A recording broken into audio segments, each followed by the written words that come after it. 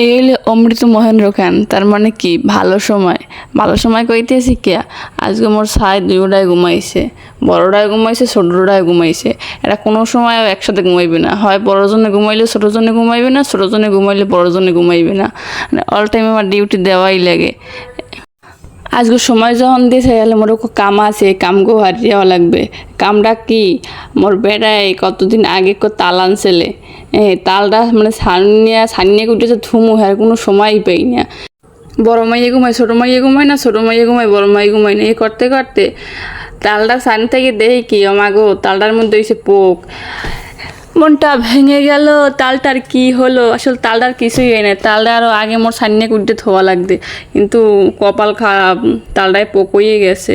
কি আর করার আছে। তালটারে কান ধরে নিয়ে ঘরের পিছনে চিরচে পিঠে হালাই থইছি, যা গজ হইবেন বা ফোপরা খামন তোর লাগবে না, তোর গুরু লাগে তো পারমো।